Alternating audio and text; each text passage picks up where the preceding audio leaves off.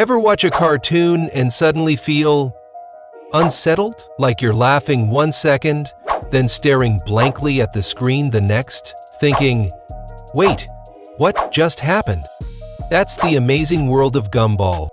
Sure, it's bright, goofy, full of meme-worthy chaos. But buried under all that slapstick, there are characters, seriously disturbing ones, that sneak into your brain and just sit there. Not because they're evil, not because they're villains, but because they feel just a little too real, a little too wrong. The kind that make you stop mid-laugh and ask, how did this make it into a kid's show? We're about to dive into 5 of the most disturbing characters in Gumball. Not just what they are, but how they work, why they stick, why they mess with your head long after the episode's over. See, Gumball isn't your typical cartoon. It acts like one, sure, but then it drops something dark, surreal, or existential, and suddenly you're questioning your entire afternoon. It plays with animation styles, smashes the fourth wall, and leans into horror tropes with zero warning. And that's exactly why certain characters don't just stand out, they burrow in. They're not just weird-looking, they're conceptually twisted. Some glitch through reality, others are too perfect to be trusted. Some hijack the show entirely and take it to deeply uncomfortable places. It's not just aesthetic, it's intentional, it's psychological. That's what makes them brilliant and low-key terrifying. Now, this isn't just a creepy character list. We're not ranking monsters by how freaky they look. We're digging into what these characters mean, what they say about the world of Gumball, and sometimes what they say about us. Some are metaphors, others are satire taken way too far. A few? They're straight-up existential horror, dressed up in cartoon colors. Every one of them was made to be funny and disturbing at the same time. Let's start with a character who wasn't even supposed to matter, just a background face. Rob. At first, he was nothing, just filler. A minor, forgettable student at Elmore Junior High. But somewhere along the way, something went wrong. Rob fell into the void, a terrifying cosmic dump for forgotten or mistake characters. And when he crawled back out, he was changed. His body, glitched and pixelated, like a corrupted file. His mind, unstable, obsessive, angry. But here's the creepiest part. Rob knows. He's fully aware he's in a cartoon. He remembers being erased, rewritten, and discarded. He's not just a villain, he's a casualty of the system. He sees the artificial structure of the world, the cracks in the reality no one else notices. And he's trying to claw his way out. That's not just creepy. That's existential dread in digital form. And he's only the beginning. Whether he's glitching through dimensions or screaming into the void, Rob is a walking existential crisis wrapped in glitch effects and resentment. He's not just creepy, he's the show whispering in your ear. None of this is real, and someone's trying to escape. But if Rob is the symptom, the real sickness is something else entirely. The void. Now, this isn't your typical character, but that's what makes it worse. The void is a swirling digital abyss where all of Elmore's mistakes go to die. Think of it as the universe's cosmic delete button. Continuity errors, forgotten characters, unused ideas, they all get tossed here like garbage.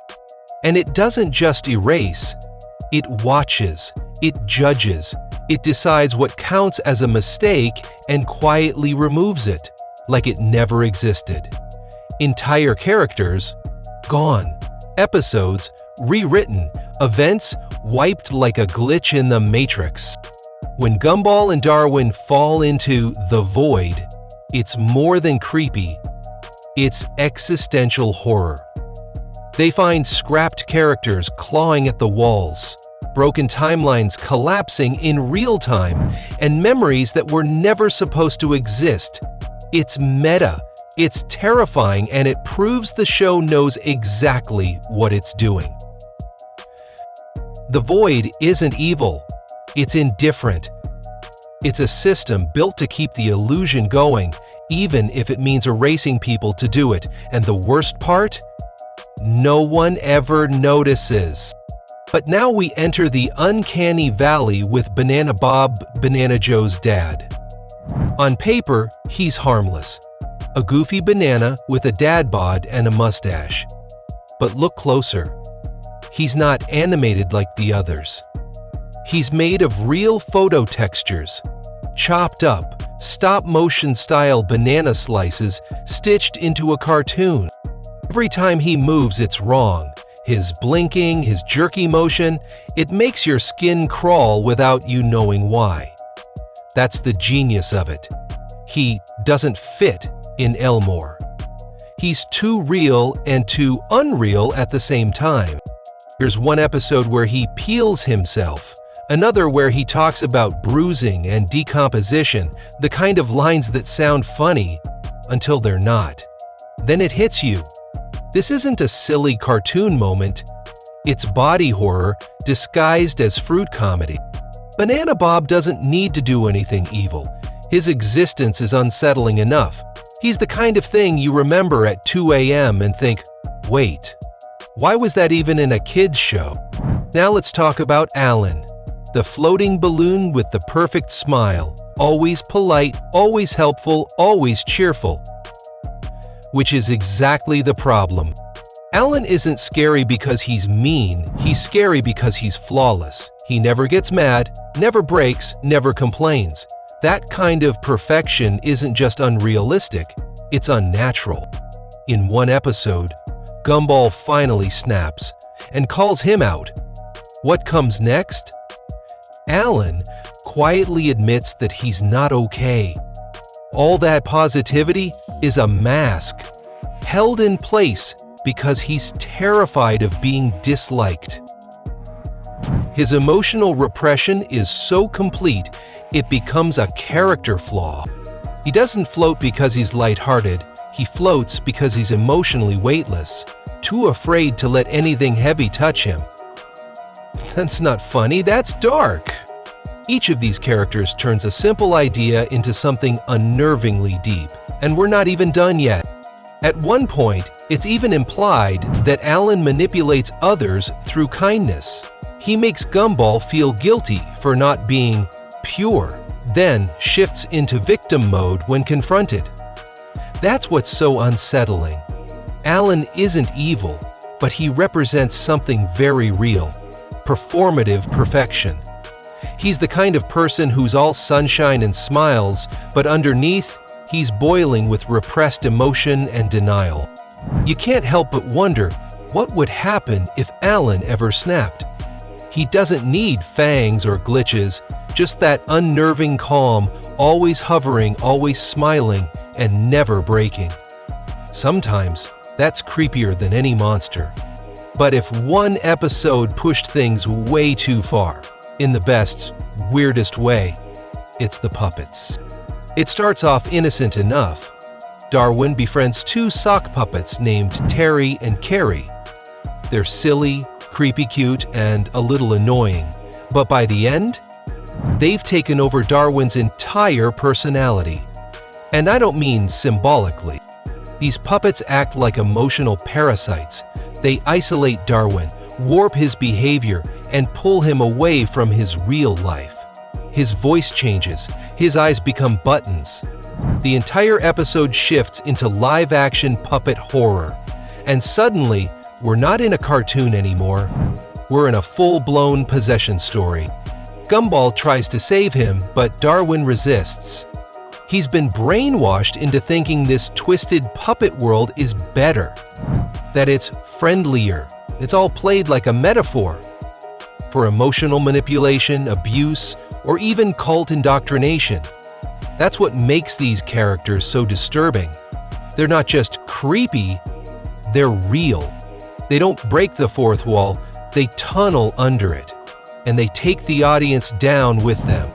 So why does The Amazing World of Gumball, a cartoon that looks like chaos and memes on the surface, go this deep? Because it's not just a cartoon. It's satire, absurdist humor wrapped in surreal horror, a funhouse mirror held up to modern life. And these disturbing characters? They're not accidental. They're the message. Each one represents something much bigger. Rob is the fear of being irrelevant and knowing it. The Void is the fear of being erased for not fitting in. Banana Bob is visual discomfort turned into a punchline. Alan is forced positivity as a prison. The puppets are emotional control disguised as friendship. They don't shout at you, they sneak in. They make you laugh first, then make you deeply uncomfortable. That's what makes them stick. Gumball didn't just bend the rules of animation, it reprogrammed them. And these characters were part of the rewrite. That's why they still show up in Reddit threads, YouTube deep dives, and rewatch conversations years later. Because they weren't just weird, they were warnings.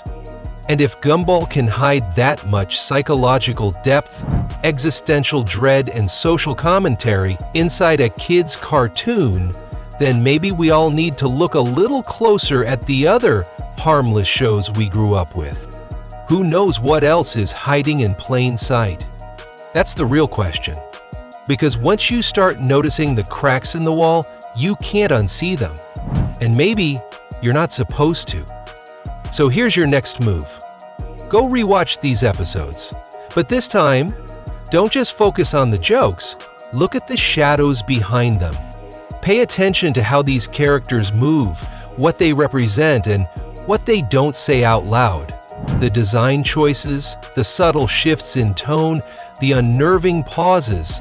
It's all intention. And if you want more deep dives into animated weirdness, more breakdowns of the strange, unsettling brilliance hiding behind the laugh tracks, subscribe, because we're going there, episode by episode, frame by frame, unpacking the bizarre genius buried inside your favorite cartoons. This is just the beginning.